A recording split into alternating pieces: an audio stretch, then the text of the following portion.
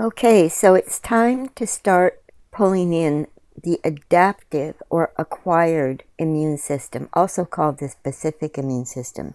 We're not done with the innate immune system yet, but since they work together, it makes sense to start pulling them together. The adaptive immune system is comprised of two interrelated immune pathways, the humoral and cell-mediated immunity. Both of them involve elements of the innate immune system to coordinate their respective immune reactions. It's called the acquired arm because it must acquire knowledge of the pathogen from the innate arm to be activated. And it's not going to become activated from the very first exposure to something. Once the innate arms provided knowledge of a pathogen to T and B cells, and they've attacked it, they then produce memory cells, which in the future, with the re-exposure to the specific pathogen, become activated, even if the innate arm isn't helping them anymore. Activation of the acquired arm takes from a week to 3 weeks. So some of the key features: specificity is big. It can target specific antigens, which are unique molecules or molecular structures on the surface of pathogens. Memory. Once the adaptive immune system's encountered a pathogen, it retains a memory of it, allowing for faster and more robust response on subsequent exposures. Diversity. The system can recognize and respond to a vast array of antigens due to the diversity of receptors on immune cells. And self-tolerance. It can distinguish between self and non-self, preventing it from attacking the body's own cells. So what are the components? Well, we've got lymphocytes. They're the primary cells of the adaptive immune system. Two main types, B cells and T cells. B cells are responsible for producing antibodies, the proteins that specifically bind to antigens. They can differentiate into plasma cells that secrete antibodies, or memory B cells to provide long-term immunity. And T cells, they do not produce antibodies, but play a crucial role in cell-mediated immunity. T cells are further divided into helper T cells. Those are the CD4+. They assist other immune cells by releasing cytokines, which are signaling molecules to enhance the immune response. And cytotoxic T cells, CD8+. They directly kill infected or cancerous cells by recognizing antigens presented on their surface. We have antibodies, also known as immunoglobulins. Those are the Y-shaped proteins produced by B cells, and they bind to specific antigens, neutralizing pathogens or marking them for destruction by other immune cells. And there are several classes, and we'll get into these in more detail later. But for now, just know that we've got IgG, which is the most abundant antibody in the blood, providing long-term protection. All-important IgA, we've talked about that a lot in the gut immune system. It's found in mucosal areas, such as the gut and respiratory tract, and in secretions like saliva and breast milk. IgM, that's the first antibody produced in response to an infection. IgE, involved in allergic reactions and defense against parasitic infections. And then IgD, that functions mainly as a receptor on B cells. As far as what the adaptive immune response looks like, first off, there's antigen presentation. We've seen how the dendritic cells and other antigen-presenting cells capture antigens and present them on their surface to T cells. That is crucial for activation of T cells. Then there's lymphocyte activation. Once T cells recognize the presented antigen, then they become activated and proliferate. Helper T cells are going to stimulate B cells to produce antibodies, while cytotoxic T cells target infected cells directly. Next, there's clonal expansion. Activated lymphocytes undergo clonal expansion, producing a large number of identical cells that can effectively combat the pathogen. Then there's an effector phase. The effector cells, including plasma cells and cytotoxic T cells, carry out their functions to eliminate the pathogen. And then finally, memory formation. After the infection's cleared, some lymphocytes become memory cells to persist in the body and provide rapid responses to future infections by the same pathogen. The adaptive immune system is important for long-term immunity, providing lasting protection against diseases. And of course, that's the principle behind vaccination. Also, it's important for specific pathogen targeting because it can precisely target and eliminate very specific pathogens without harming the body's own cells. And adaptability. It can adapt to new pathogens, making it essential for survival in a constantly changing environment. There are challenges and disorders. For example, autoimmune diseases. Those occur when the immune system attacks the body's own tissues. Immunodeficiency, we can see that in HIV, AIDS, and of course, allergies. Okay, so what is cell-mediated immunity? It revolves around our T cells. Our T cells like to get their hands dirty. They get in, grab the invader, and punch holes in it. B cells don't do that. They circulate antibodies out into the environment and circulate in the blood. Cell-mediated immunity describes a pathway that doesn't result in antigen production, but instead targets endogenous antigens. In other words, endogenous are those things that are produced within our body by our own body's cells. For example, cancerous and virus-infected cells, also bacterial-infected cells, involve the body's own cells and are not recognized as foreign, evading normal detection. Such cells instead may present antigenic fragments as a complex with their own self-markers. That's called MHC class 1. And that's like a little arm that sticks out from that kind of cancerous or infected cell that signals it needs help. When helper T cells identify these cells by recognizing that MHC class 1 little arm, they stimulate a second type of T lymphocyte, the cytotoxic T cells, and those show specificity to particular antigens and will bind to that presented antigen and release perforating enzymes that punch holes in that cell. These enzymes cause the infected or cancerous cell to be lysed. That means cut up, preventing the further spread of infection. Virus-infected cells can also be destroyed non-specifically by natural killer cells. Natural killer cells are part of the innate immune system, but they also work in the cell-mediated immunity. And they respond to interferon that's released by the infected cell. So the key components are going to be T lymphocytes, the various T cells, remember the CD8, cytotoxic, the CD4 helper T cells, something called regulatory T cells, Tregs. Those are super important for modulating the whole immune response.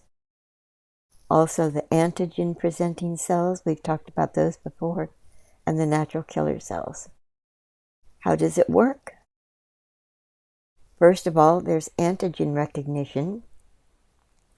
The antigen-presenting cells capture and process antigens from pathogens or abnormal cells, and those are presented on the surface of the APCs with that MHC molecule. Then T cells are activated. T cells recognize and bind to the antigen MHC complex. Remember, that's like that little arm that sticks out, presenting the antigen, through their T cell receptors.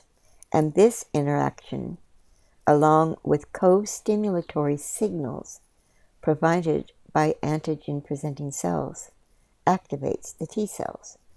And once activated, T cells undergo rapid proliferation, producing a large number of effector T cells.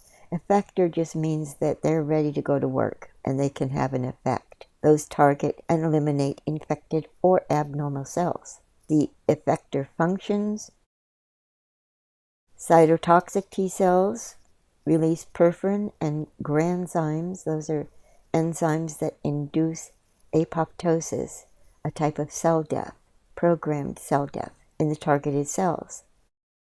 The helper T cells secrete cytokines to enhance the activity of other immune cells, such as the macrophages and B cells, and help coordinate the overall immune response.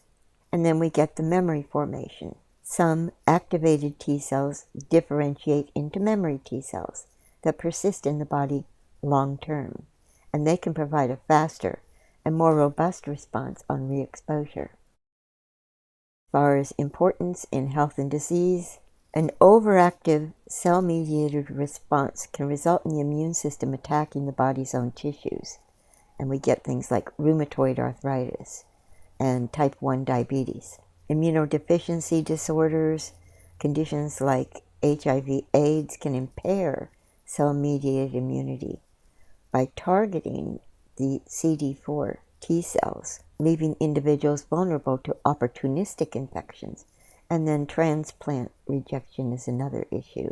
Okay, so you guys have heard of T cells, T lymphocytes. That's one of the kinds of cells involved in cell-mediated immunity. And we're going to focus the rest of this class on T cells. So over on the right side, you see an image of what a T cell looks like. And there are three major classifications of conventional T cells. We also have unconventional T cells, but we'll save those for later. So this illustration shows us that we've got cytotoxic T cells. What they do is produce toxic agents to kill their targets. And we've got helper T cells. They stimulate B cells to make antibodies, and they stimulate T cells to become active. And then we've got regulatory T cells. Those guys suppress our immune responses. Using the table of contents, we'll just get started with about.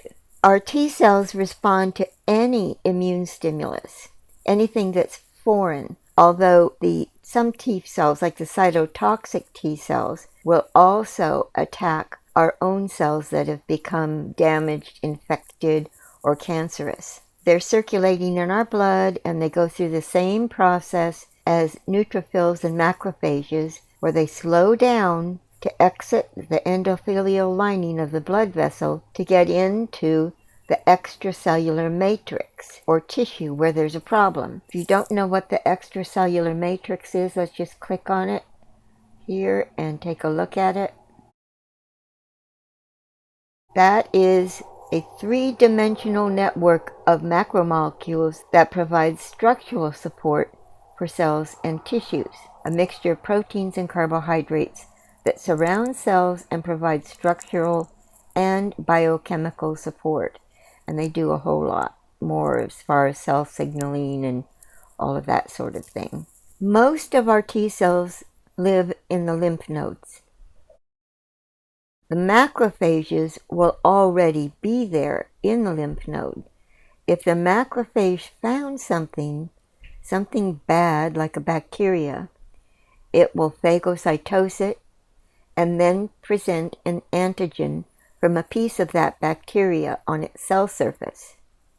This antigen gets presented to the T cells, which then become activated. And for that process, in class I described how there's a little arm that extends the piece of antigen, and we call that, in this case, MHC2, major histocompatibility complex. And it's a critical component of the immune system, playing a pivotal role in our defense. It's essential for the adaptive immune response, particularly in the activation of T helper cells.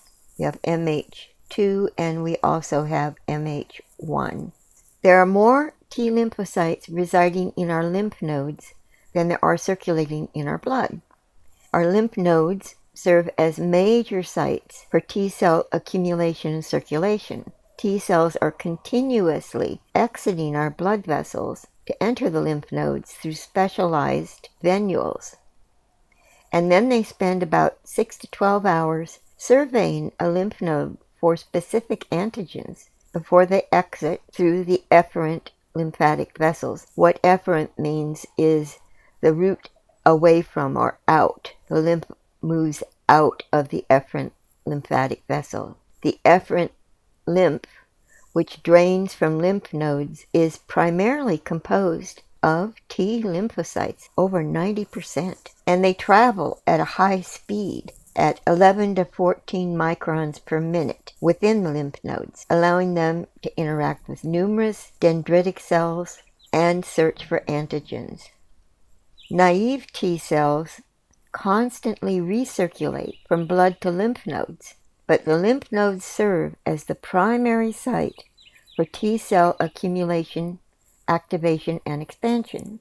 Activated T cells produce tumor necrosis factor, TNF, and that's going to recruit neutrophils and other white blood cells, as well as other inflammatory mediators, and this causes inflammation. The T cell also secretes something called interferon gamma. There's a receptor for it on the macrophage, and when interferon gamma attaches to that receptor, the macrophage is activated. It gets larger, and it secretes cytokines like tumor necrosis factor and interleukin 1 and 12. Interleukin 12 recruits more T cells, and here's a diagram of how that works.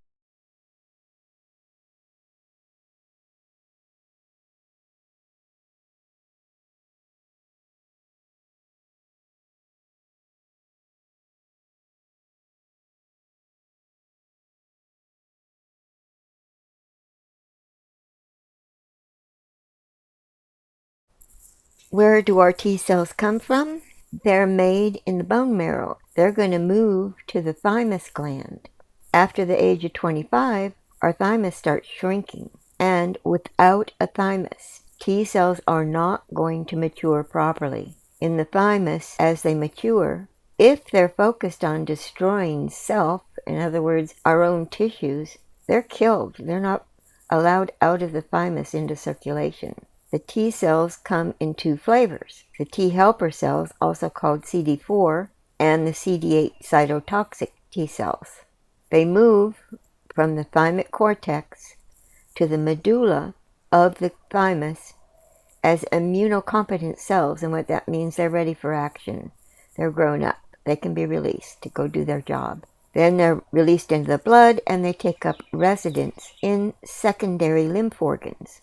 Now, T cells do not produce antibodies. Children have more of them in number, and they're more active. Iron is a key element in T cell differentiation and proliferation, and plays an important role in the regulation of the ratio between helper and cytotoxic T cells. This distribution allows T cells to efficiently survey for antigens in lymph nodes, and our antigens are going to be concentrated there more than in the blood.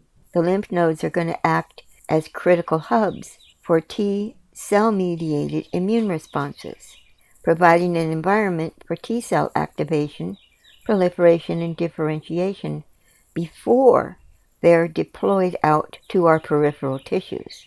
Now, full activation of T cells requires the integration of two signals. One is from a T cell receptor signal, and the other is from a co-stimulatory signal. And to learn more about that, you can, on the left side, click on T cell co-stimulation. T cells play an important role in the regulation of our entire immune response. So it's important to modulate the activation and inhibition of T cells in immune-related diseases. If a T cell doesn't get properly co-stimulated, there's something called T cell anergy. The T cell is just sitting around. It can't do anything. It's waiting for other signals. Also, this is interesting, magnesium activates T cells.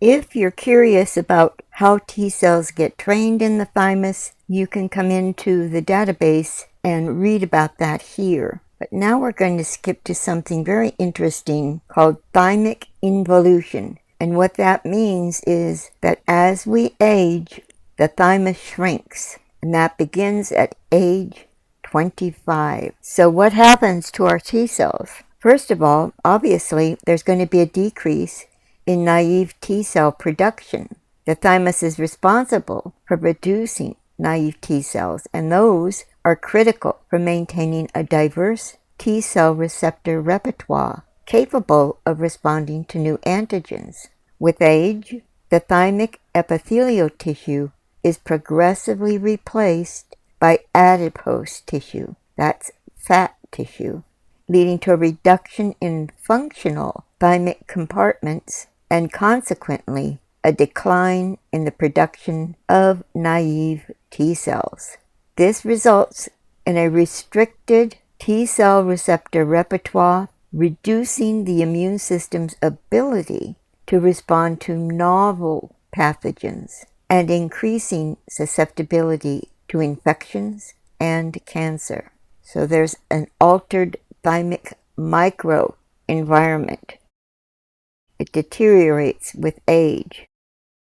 And we see there's a shift in peripheral T cell pool. As the thymic output declines, the peripheral T cell pool becomes increasingly dominated by long-lived memory T cells, rather than newly generated naive T cells. And this shift is going to reduce our immune diversity, and it's going to contribute to something called immunosenescence. That's a hyperlink. You can click on it and learn about it. It just means the immune system overall is aging and wearing out. That's characterized by a diminished immune response and increased inflammation. So we see here there's a role of adipose tissue and inflammation. It's well known that adipose tissue or fat tissue is pro-inflammatory. And so the adipocytes, those are the cells that make up adipose tissue, those adipocytes induce pro-inflammatory cytokines, and those further impair the process of generating new T cells. Obesity or other conditions that increase adiposity can exacerbate this decline in thymic function. Think about those poor kids who are seriously overweight. Potential for residual thymic activity. While thymic activity decreases significantly with age, small islands of functional thymic tissue may persist into adulthood. These regions can still contribute to limited naive T cell production, but at a much reduced rate. So as far as strategies to mitigate thymic decline, research is still exploring this, but it appears that caloric restriction can help.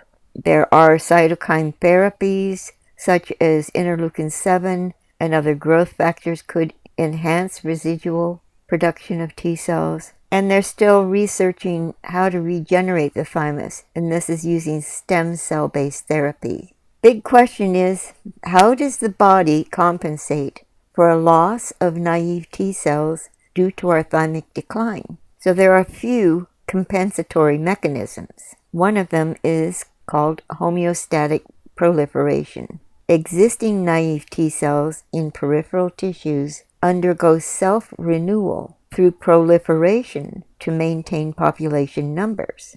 Unlike mice, humans rely heavily on this mechanism during adulthood, rather than thymic output.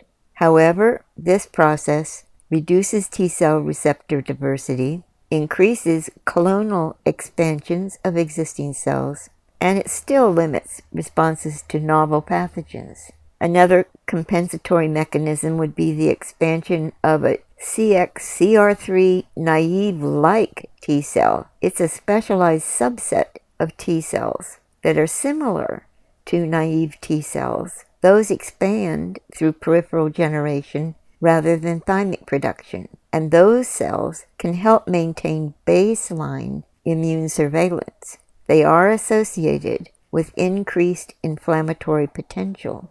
And then, as mentioned before, there is a shift to memory T cell dominance. The peripheral T cell pool is increasingly composed of memory cells rather than the naive cells, and that's allowing for faster recall responses to previously encountered pathogens.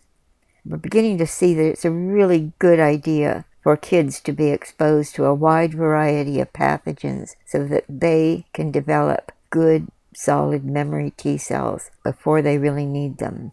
And there is an altered cytokine environment. Aging induces a chronic, low-grade inflammation called inflammaging, and that is here in the database. You can look up inflammaging. That's characterized by elevated interleukin-6, tumor necrosis factor, and other pro-inflammatory cytokines. Now, this is detrimental in excess, but this kind of environment could stimulate peripheral T cell maintenance and enhance our innate immune activation as backup defense. So what are the consequences of compensation? First of all, a reduced vaccine efficacy due to fewer naive cells. And this is possibly why we're told that vaccines don't work all that well in the elderly. Increased autoimmune risk from cross-reactive memory cells. Higher cancer susceptibility from impaired tumor surveillance. And accelerated immunosenescence from chronic immune activation. And then, if you're curious to learn more, I'm not going to go through all this, but here you can learn about how T cells decide when to stay in the lymph nodes and when to return to the blood. Also, how the CD4 and CD8 T cells differ in their circulation patterns, and how T cells imprint for homing to the gut. Next, we're going to dig into this part. T cells are what they eat. Your immune cells are what they eat. Nutrient choices influence T cell identity. Scientists have discovered that our specialized immune cells, T cells, are what they eat. Their switch from functional to exhausted, yes, we can have exhausted T cells, depends on the switch from metabolizing acetate to metabolizing citrate. And all of this is going on in their mitochondria. Remember, the mitochondria are what produces the energy for the cell. These findings link what T cells eat and whether those T cells can continue fighting cancer or chronic diseases like HIV. T cells switch from acetate to citrate metabolism through coordinated regulation of key metabolic enzymes and epigenetic modifiers, particularly in contexts like chronic infection or cancer, where T cell exhaustion occurs. This metabolic reprogramming impacts their functional state.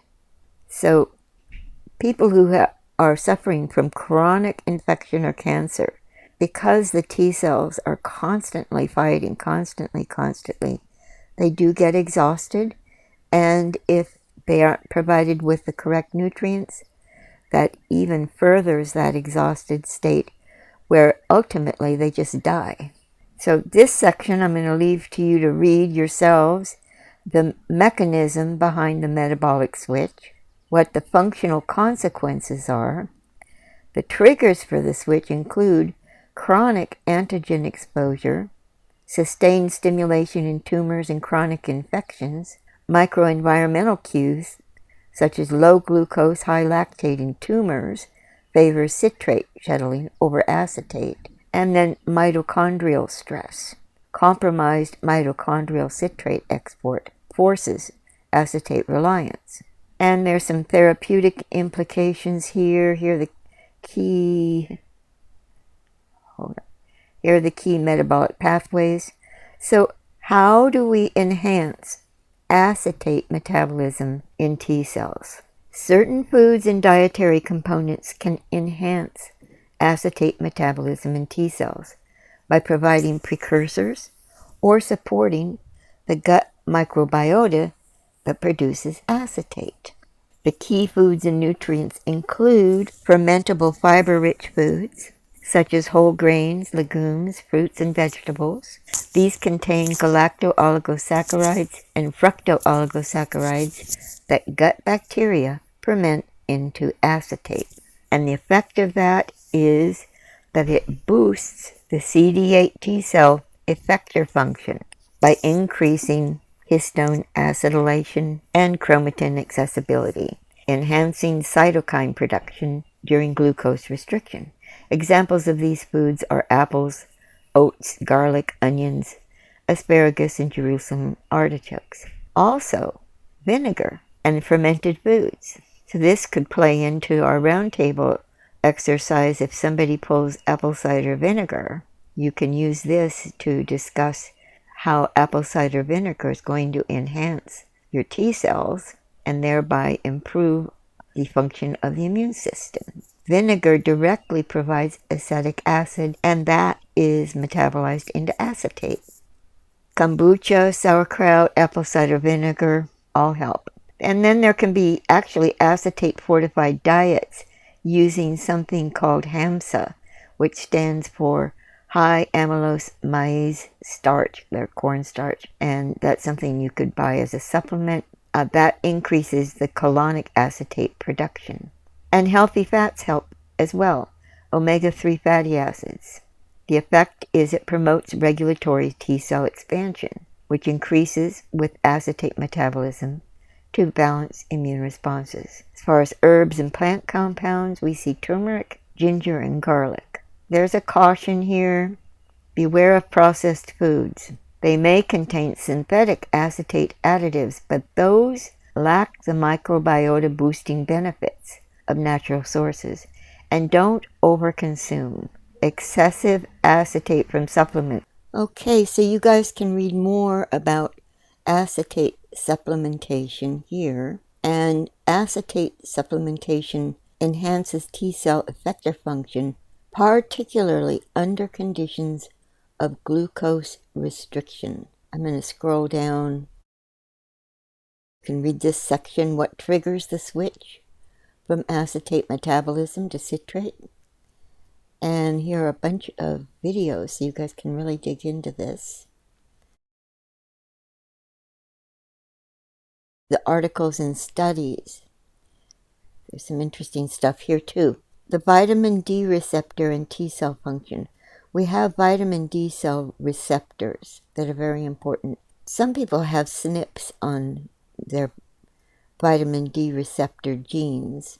You can look that up in the database to see what that means. But anyway, there are receptors like that on T cells. The vitamin D receptor expression and activity plays a very important role in T cell development, differentiation, and effector function. Here's about magnesium being essential for the immune system, including the fight against cancer. Experience matters for immune cells. The discovery that immune T cells have a spectrum of responsiveness could shed light on how our immune system responds to infections and cancer, and what goes wrong in immune diseases. T cells respond very differently to immune signals the more training they've been exposed to. And then we have this study, a small switch with a big impact. T cells play a key role in the human immune system. They're capable of distinguishing diseased or foreign tissue from the body's own healthy tissue with great accuracy, and are capable of triggering the actions necessary to fight off the troublemakers. And here we have another study that shows that sleep regulates activation of antigen-specific T cells. Now, this section is also going to be really useful because we find certain herbs and constituents that act on T cells. I'm not going to go through all of these because you guys have the database and you can come in and look. But for example, Siberian ginseng, Eleothero, subjects treated with that extract had a significant increase in the total number of immunocompetent cells, including lymphocytes, predominantly T cells, T helper inducer cells, and natural killer cells. A significant increase in activated T cells was also observed. Romania helps, Kutuki. These are hyperlinked, so if you don't know what they are, you can just click on them and see what they are. Urushiol from poison ivy. Once urushiol is penetrated into the skin, attempting to remove it with water is ineffective. Once absorbed by the skin, it's recognized by the immune system's dendritic cells. These cells then migrate to the lymph nodes, where they present the urushiol to T lymphocytes and recruit them to the skin. Once in the skin, the T cells cause pathology through the production of cytokines and cytotoxic damage to the skin. Asian ginseng, holy basil. Let's see, I'm just going to scroll through some of these. Watermelon. The cucurbitacin E found in watermelon activates T cells, and its effect increases when it's associated with a PHA molecule. We see that red root helps. Kefir. Kefir is effective in inhibiting proliferation and inducing apoptosis of malignant T lymphocytes. Theophylline inhibits some functions of T lymphocytes that could be relevant to control chronic inflammation of the airway. And then andrographis, that's a new tile we have now, that inhibited HIV-1 infection of lymphocytes. And tiger milk mushroom. So I invite you to come in here and just become familiar with some of these. There's a lot more that we could discuss regarding T lymphocytes, and we will over time, but right now I just kind of want to give you a top-level view of the main players in our immune system. So our next class is going to be on humoral immunity. So we've got cell-mediated immunity and humoral immunity. Included in that are going to be the B cells, the antibodies, our secretory IgA, and complement systems. So we'll spend more time on this. I'll see you guys in class.